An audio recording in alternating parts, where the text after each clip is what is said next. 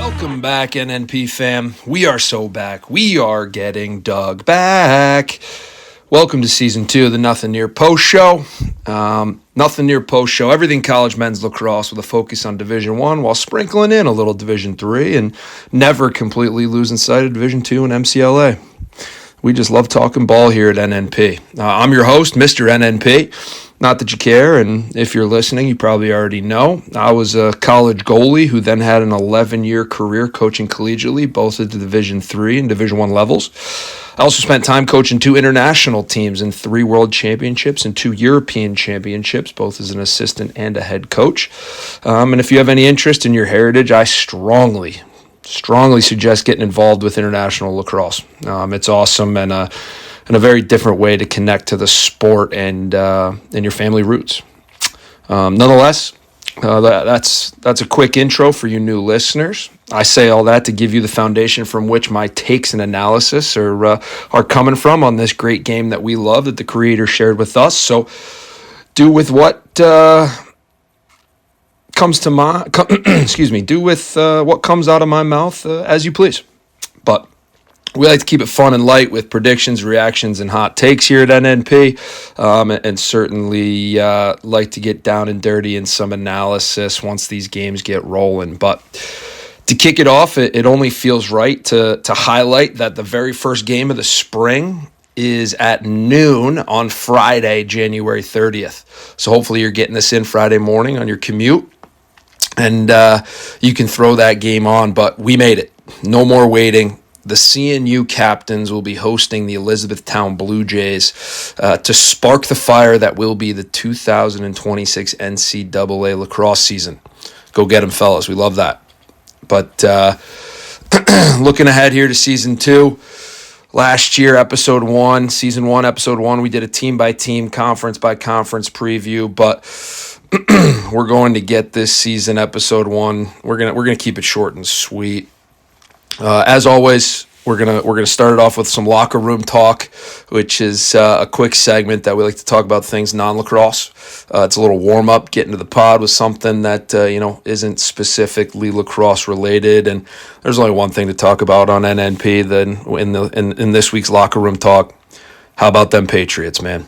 What a game at the stadium formerly known as Mile High Stadium.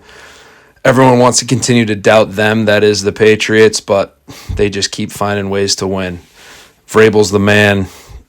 Drake May is incredible. The O-line, the D-line, they're winning in the trenches. They can win in a shootout. They can win in a 10-7 snow game.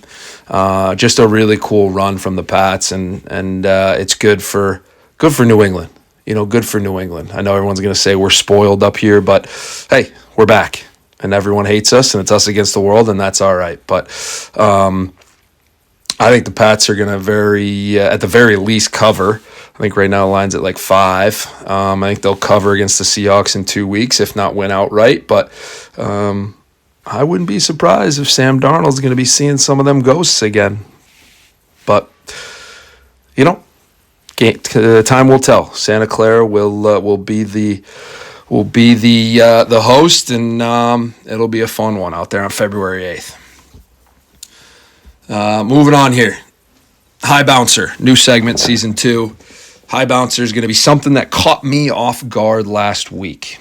All right, so this week's High Bouncer, Joey Spallina is 62 points away from breaking the all-time career points record at Syracuse, held by no other than Mikey Powell. This caught me off guard. 62 points. I didn't realize he was that close. Mr. Spallina was the second fastest to hit 200 career points in Syracuse history. And just a little nugget on it for your future bar trivia on Marshall Street at maybe Orange Crate. Joey and Owen Hiltz reached 200 career points on the same play last year. I believe it was a goal against Colgate. Hiltz goal assist to Joey. But some people want to say he's a point guy versus bad teams, but I'm not buying that. He led the Orange to Final Four weekend last year. He was 4-4 in the quarterfinals against Princeton. He had 4 assists in the ACC semifinal against that vaunted Notre Dame defense. You can either say that they're good, or you're going to, if you say they're good, then his 4 assists are great. And if you say that they're not good, then you're saying that Notre Dame's defense isn't good. And, I don't know if both could be true. So the kid has talent. And the kid being Joey Spallina, he's got talent. He's not a point merchant. I'm excited to follow his quest and trying to become the all-time leader in CNY and in Syracuse history. And I think my only hesitation is that as an upstate guy, Mikey Powell holds that record currently, and he's an upstate dude hailing from Carthage, New York. Handing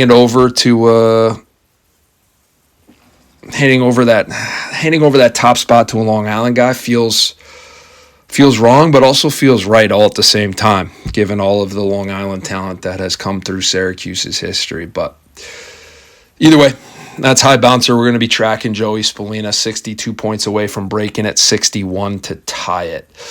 He starts that this weekend against the Boston University Terriers in the Dome on Sunday at 2 o'clock, where it is always sunny and 75. But, all right, turning our attention here to what NNP is called Week 0. I think other people are starting to pick up on it. First off, I'm with John Paul, former head coach of the University of Michigan Wolverines. January and early February lacrosse needs a fix. It simply just could be better. Case in point, multiple games this weekend being moved inside. Not the worst thing. Most notably Colgate at Penn State and Detroit Mercy at Ohio State, and now Manhattan at Bucknell is being moved to Penn State inside. I coached in the Woody Hayes Center. I played indoors at Penn State.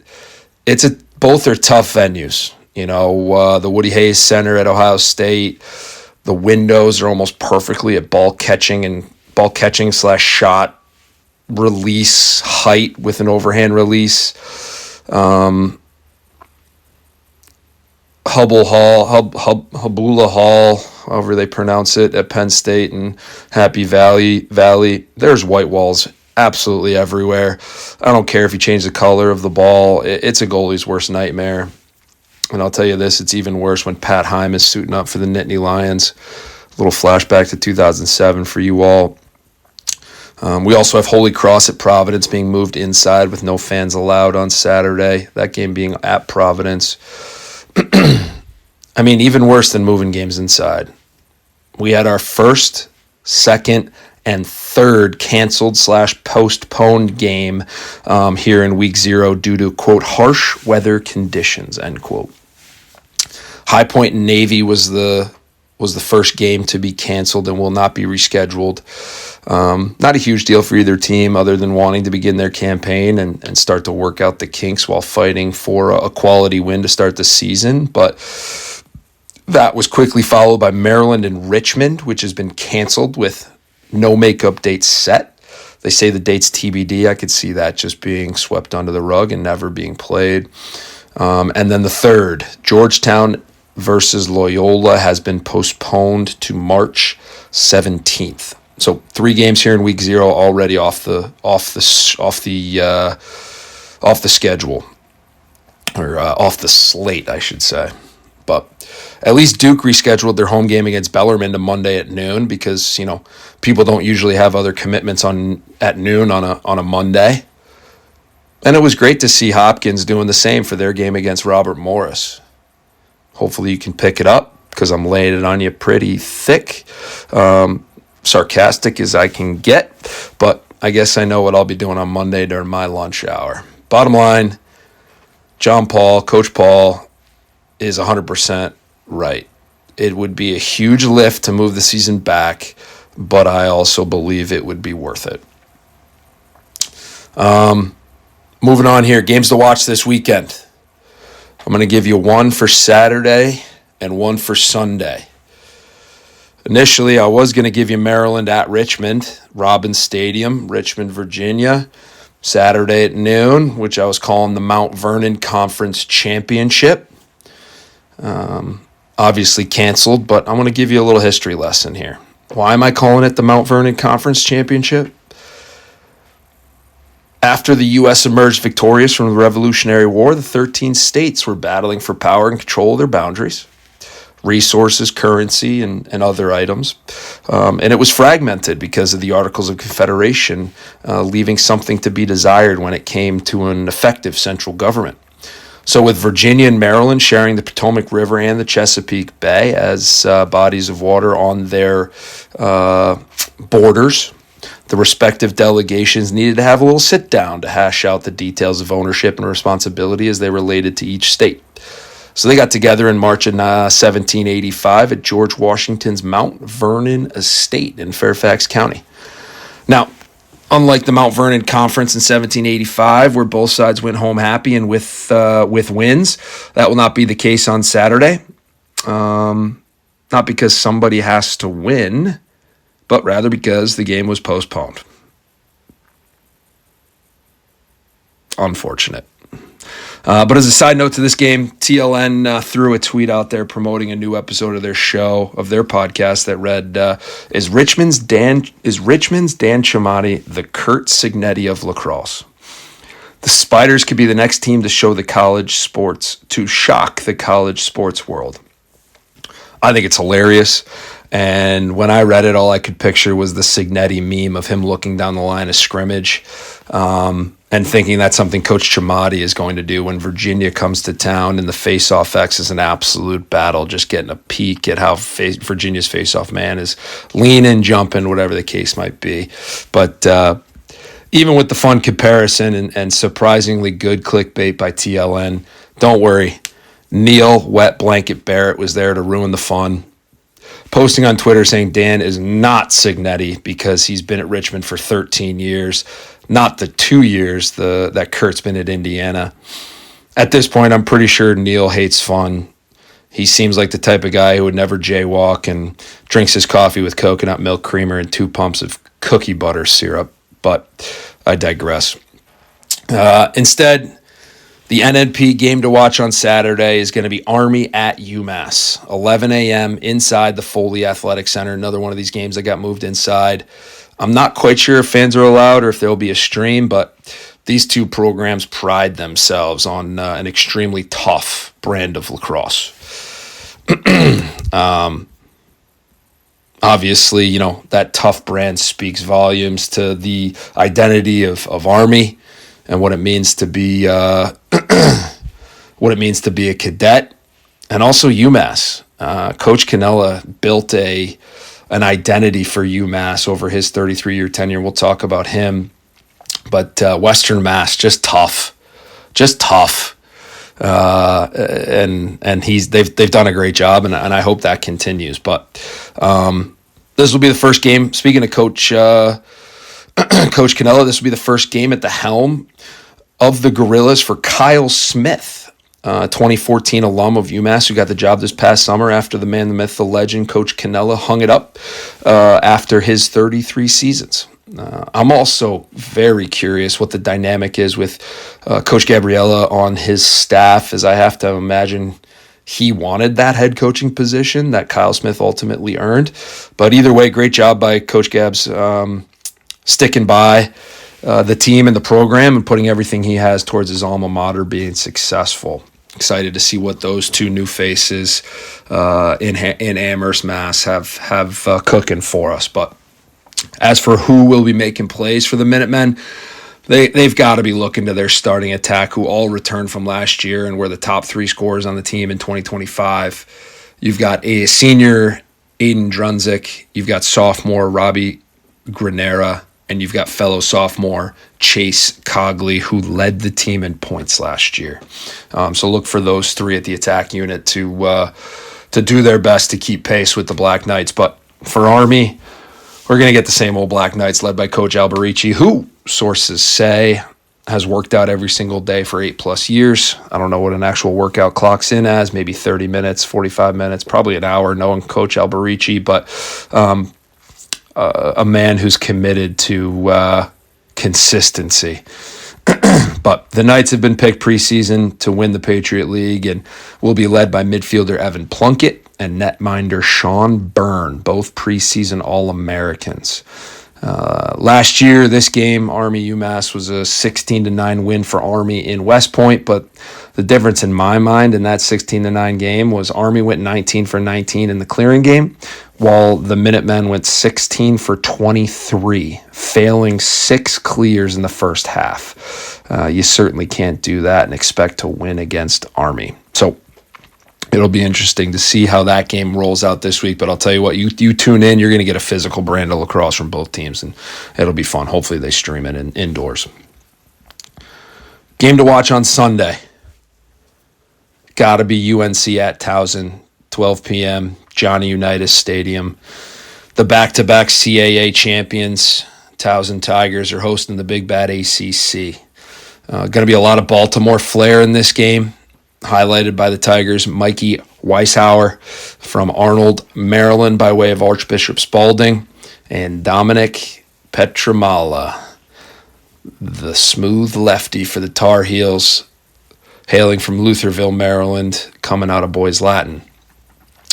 Besides the Baltimore matchup of the two attackmen, which actually won't match up at all, they'll be on two ends. It's like that quarterback matchup. But either way, we also get our first look at we get our first look at a player on the NNP Tewaaraton watch list, Owen Duffy.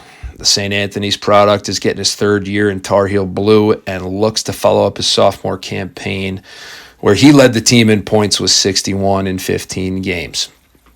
I might add, Mikey Weishauer is also on that NNP watch list, hence why this is the game of the day Sunday.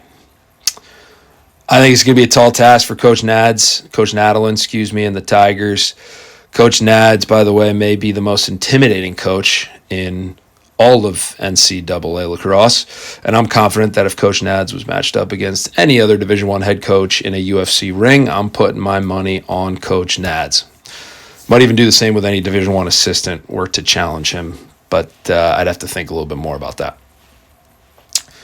On the other sideline, I'm super interested to see how UNC's coordinators are able to show this spring, and that starts Sunday. How does offensive coordinator Coach John Thompson and his controlling style continue to work /fit /change his unit, who has a ton of EXP under their belt? Duffy being now in his third year as a starter, Dominic Petramala being in his third year as a starter. I don't think those guys are best suited for the structure that Coach Thompson likes, but how does he meld? How has he melded with them? What's the give and take look like in that room, and how do they all start to come together as they continue to develop? And then on the other side of the ball, how does Coach Petramala's defensive unit perform? They were 19th in goals against average in 2024. They were 12th in 2025, which, if I'm being honest, I would have never guessed with the Manalytics that I was judging that defensive unit on. So kudos to them for being top 20 both years, and kudos to Coach Petro for getting that unit organized. But is that their ceiling? I don't know. We'll see. They will have to do it this year with a new face between the pipes, as the Tar Heels have lost graduate student Michael Gianfacaro between the pipes. So you'll get a new face in the hoop for the Tar Heels on Sunday. But those are 2 games to watch this weekend. Got one Saturday, got one Sunday. Saturday again, Army at UMass, and then Sunday, Towson hosting UNC. Moving on, new segment called the Gambling Corner. I'm still workshopping the name and may have some guests to help me out each week, but just give you a couple of picks here. We'll tweet these out as well. But first one I like, 1 unit play, under 23 in the Jacksonville versus Rutgers game. It's a neutral site game down in Naples, Florida. Rutgers does have a new offensive coordinator and alum, Scott Beta, but a tiger doesn't change its stripes.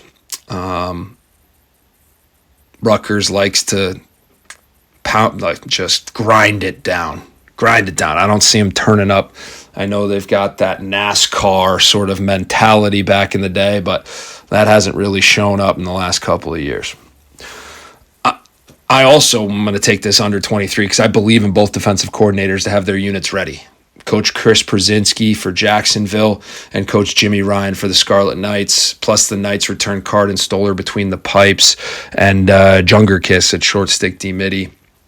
And if you've been following along with NNP on Twitter, you know that I believe short stick D-Midi is the hardest position to play on the field. And having a guy who's a preseason Big Ten player, first-team Big Ten player, is certainly a huge help. So under 23, Jacksonville v. Rutgers, 1 unit. Second game I'm picking VMI -1.5, hosting the Bonnies of St. Bonaventure. VMI returns 4 of its top 5 scorers from last season, and they thumped the Bonnies in week 0 last year, 18-7 in Buffalo. I'm putting 2 units on VMI -1.5. Go Keydets. Speaking of guests that we're going to have here on the Gambling Corner, one of those guests we're going to have on later in the season sent me his 2 picks for the weekend. He will be known as Rotev, and he is all in on the orange this weekend. He's taking Cuse -6 and over 26 in that Cuse BU game. The 6 number scares me a little bit, but I certainly don't hate it. All right, that's the Gambling Corner. Just those 2 picks. We're not going crazy here. Wouldn't be a preseason episode without some season predictions. So not going to get crazy. Just going to go with the 4 teams that we'll see in the Final Four in Charlottesville. Final Four predictions. These 4 teams that we will see in Charlottesville. The Syracuse Orange. Just so much momentum building for that program. Getting to Final Four last weekend. Talked about this senior class. They're ready. They're ready. The Princeton Tigers lost in the quarterfinals last year. They return Kabiri. They return Colin Burns. They return Chad Palumbo. Like, they're loaded. And I know Coach Madelon is going to have those fellas rip-roaring, ready to go, with Coach Hirsch locking it down on the D side. And just that coaching staff. The Princeton coaching staff is awesome. You got Mads running it. You got Hirsch on the end. You got Coach Mitchell offensively. Casey Dowd at the face-off X. Like, just an elite coaching staff. So they're my second pick to go to Final Four weekend. Third pick, I think people are sleeping on these guys. I'm picking the Georgetown Hoyas. I just think they've got a ton of talent up and down the roster, an incredible goaltender, incredible defensive unit. They're going to be able to score the rock. They got the 2 brothers, the Colgate grads. They lost to Maryland in the quarterfinals last year after beating Duke in round 1.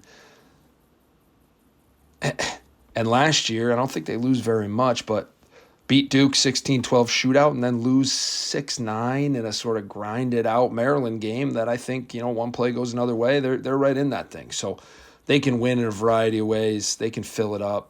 I'm seeing Georgetown going deep. And then the 4th team, I don't know if this is a sleeper, but I'm picking the Ohio State University Buckeyes. I'm down on Maryland. I'm down on Penn State. I think Penn State graduated a lot. They don't have a ton of scoring back. They're going to have to lean on Hunter Aquino as a sophomore midfielder to sort of carry the load, scoring. But the Ohio State Buckeyes, they're built from the back forward, and defense wins championships. So I'm picking the Ohio State University Buckeyes to make it to Final Four. You know what? Screw it. I'm going to pick the Georgetown Hoyas to play on Monday and win the damn thing. And some pretty nice odds at plus 1,300. So that's that for the predictions. And that's pretty much it for NNP Season 2, Episode 1. Buckle up, friends. We are so back. Do want to give a shout out before we close up here. Shout out the MCLA teams with their seasons underway, especially the fellas at Arizona State. Coach O'Neill, new head coach down there. Sun Devils are going to be bringing it in the MCLA this season. And I also want to give a shout out also to the West Coach, Coach Zissi and the Torrey Pines Falcons. Coach Zissi, as decorated of a high school coach as there is out there, fired up to have him back on the sidelines for Torrey Pines. If you were following, Coach Zissi, there was some doubt that he would be back this spring. Nothing health related. He's totally fine. I'm just glad that the right thing happened in this scenario. And it's great for him and the program that he is back with the whistle around his neck, with the Falcons going after another CIF championship out there in California. So go get them, both Coach O'Neill and Coach Zissi and the fellas that are playing underneath them. So till next week, remember rule number 1, nothing near post. Let's have a kick-ass weekend. Lacrosse is back, baby.